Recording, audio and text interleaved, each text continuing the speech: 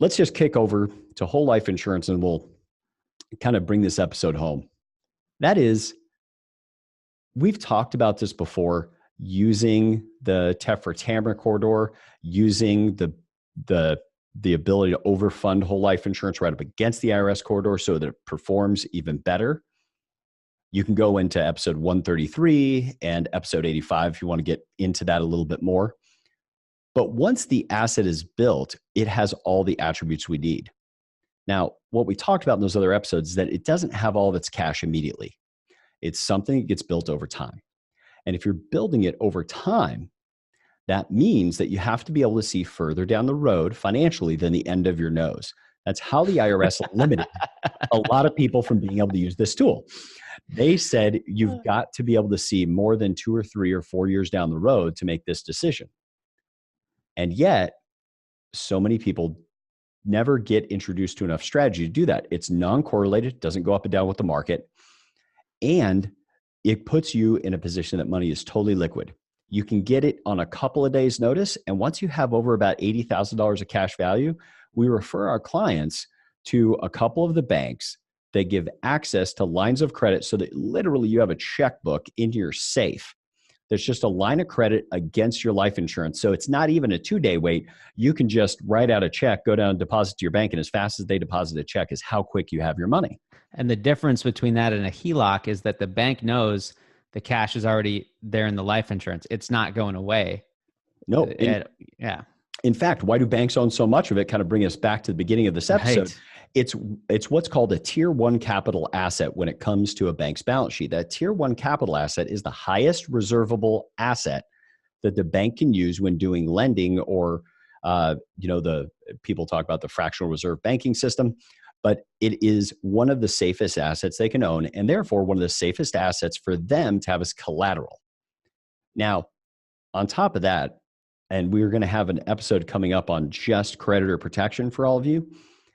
Yet, this is totally creditor protected. Whole life insurance is 100% creditor protected in 42 states and partially creditor protected in most of the rest. So you can, and then you have options. You can take the money out as a withdrawal. We don't typically recommend it because it's a little bit like taking toothpaste out of a tube. We've got this really nice tax exempt environment. But if you take the money out via withdrawal, you can't get it back into the tool itself. So when we know that clients are going to be moving money back and forth, we do it via loan. And yet, when you take it out via loan, your money is still growing inside the life insurance. It's just collateral. Whether you borrow it from the insurance company or you borrow it specifically from a bank, like one of these lines of credit, it doesn't matter. The cash is still growing inside. Different companies handle it differently, but you're still getting a dividend and you're still getting interest earned on the cash that's still in the policy. The only thing the insurance company is doing is allowing you and the loan that you have with the insurance company be the first place they invest that money. You're the safest possible investment they could make. And the entire time, this asset can grow, and let's say it gets beyond your Stillwater, your $200,000, say, of safety money for your household. Then we can begin to integrate it into your overall portfolio as a phenomenal fixed income or bond substitute, which we talked a little bit about with Dick Weber on the podcast. So where do we go with this? What can you do as a result of this podcast? Well, number one, if you already have a whole life insurance policy, I would have you really consider reaching out to us, because we often teach things about those whole life insurance policies that people don't know. If you own a whole life policy and you're not ready to reach out to us, then just go back and listen to some of the other episodes on life insurance. You will learn ways to use that tool that you may have bought as a product and be able to integrate it as a strategy. Now, second, you've got to plan ahead with these. This is not...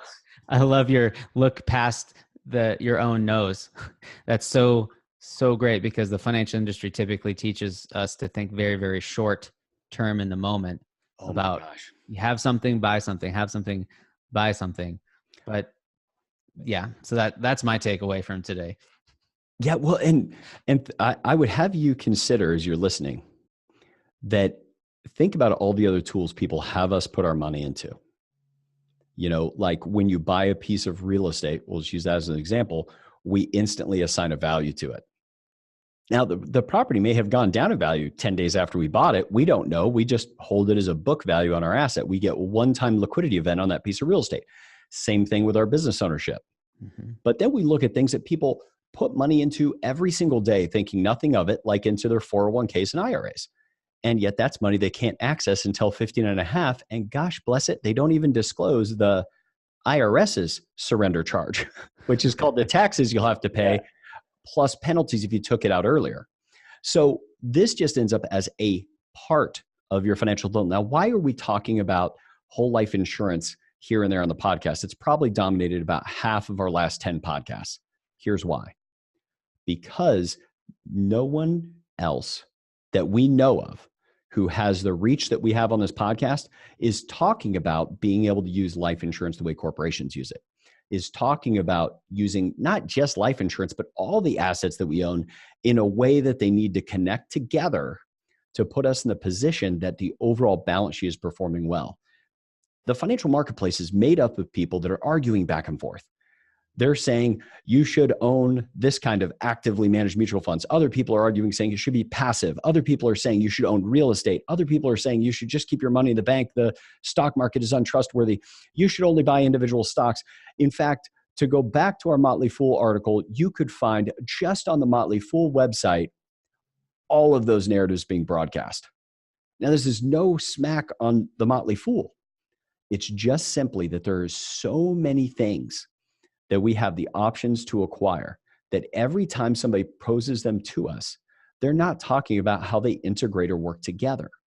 And what we want to do is make sure we're bringing up the tools that people don't talk about enough, that people don't know enough about, to put you in the position that you can select the tools that you would want, that you can increase your financial knowledge without worrying about a commercial dropping in the middle that's literally just going to be about selling you another product, which is often the case.